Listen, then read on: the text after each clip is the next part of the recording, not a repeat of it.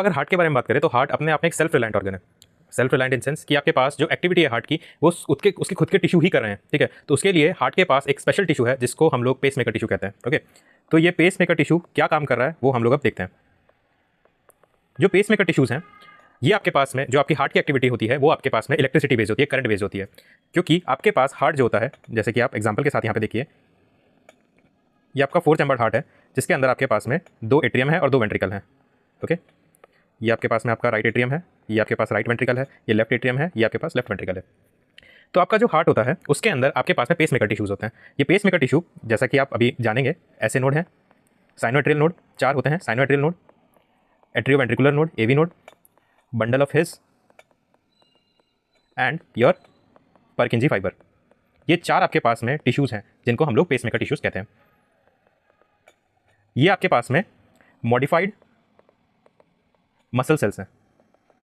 जो आपके पास में पेस मेकर टिश्यूज़ हैं ये आपके पास में इलेक्ट्रिसिटी प्रोड्यूस करने और कंडक्ट करने का काम कर रहे हैं। तो आप लिख सकते हैं कि आपके पास में जो आपके पेस मेकर सेल्स हैं इनका फंक्शन क्या होगा, इनका फंक्शन होगा कंडक्शन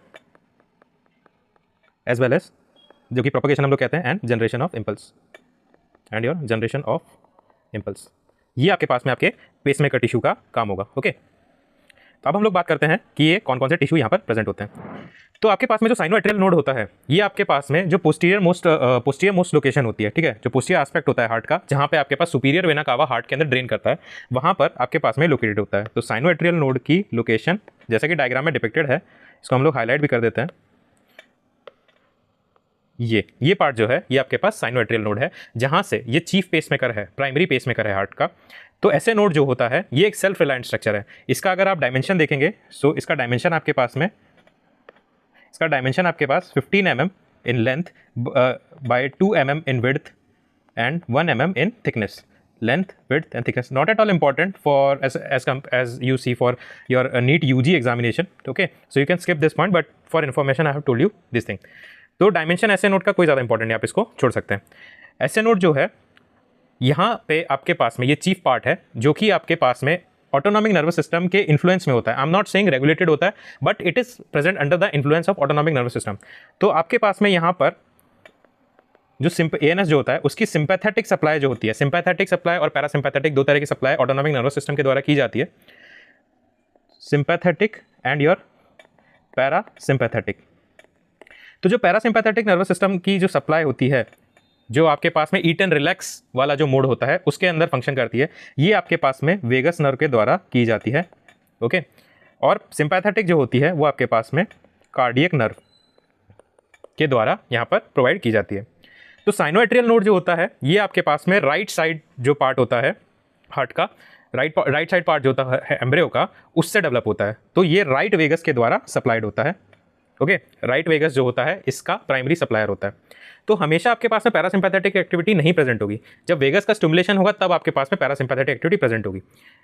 कहने का ये मतलब है कि अगर वेगस नर्व को हम लोग कट कर देंगे तो हार्ट जो होगा उसकी सिंपैथेटिक एक्टिविटी इंक्रीज हो जाएगी, ठीक है। यानी हार्ट बीट जो होगी वो इंक्रीज हो जाएगी, जो उसका फाइट एंड फ्लाइट रेस्पॉन्स होगा वो इंक्रीज हो जाएगा अगर हम लोग वेगस नर्व का डैमेज कर दिया, वेगस नर्व को कट कर दे हार्ट से, क्योंकि ये आपके पास पैरासिम्पैथेटिक सप्लाई को इंश्योर करता है हार्ट की, जो कि हार्ट रेट को रिड्यूस कर देगी। जो साइनोएट्रियल नोड होता है वो फर्दर आपके पास में एट्रियोवेंट्रिकुलर नोड, जो कि मैं हाईलाइट करके बता रहा हूँ, एक सेकेंड, वो आपके पास में एवी नोड के थ्रू एवी नोड से कनेक्टेड होता है, ओके।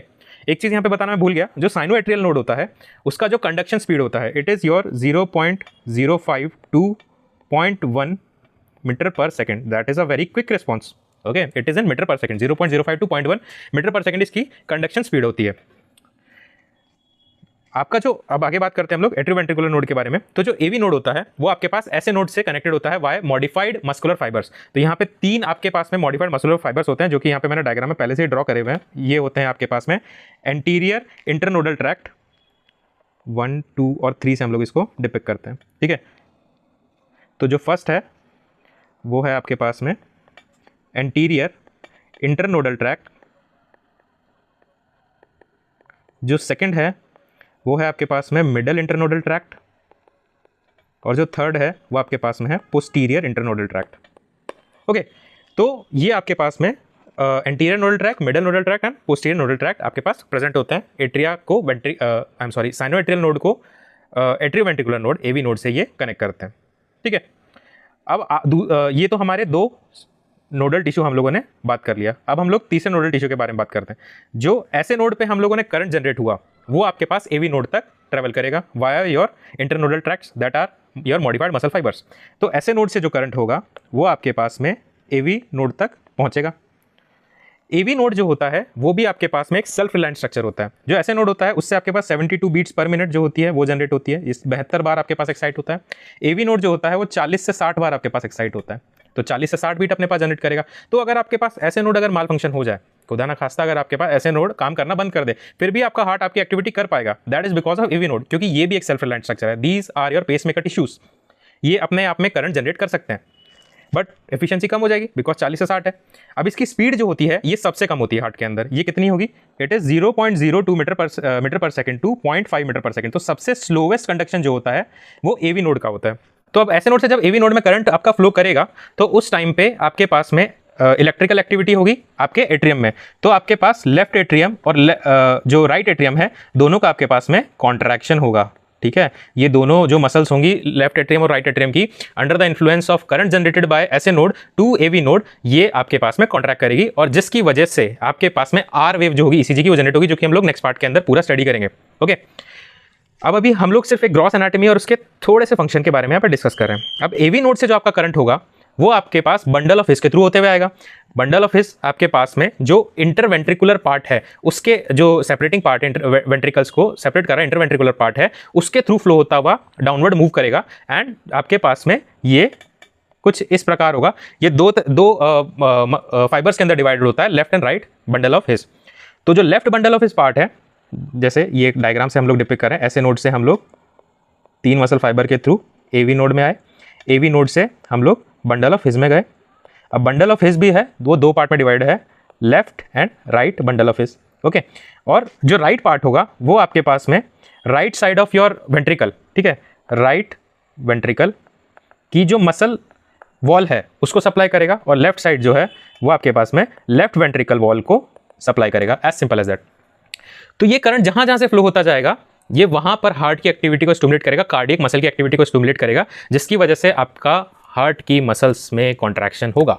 तो ऐसे नोड से एवी नोड आ रहा है तब आपका एट्रियल का कॉन्ट्रैक्शन हो रहा है, एवी नोड से बंडल ऑफ हिस आ रहा है, बंडल ऑफ हिस से जब पर्किंस फाइबर के अंदर ये पूरा करंट स्प्रेड होगा तब वहां पे आपके वेंट्रिकल्स के अंदर कॉन्ट्रैक्शन प्रेजेंट होगा।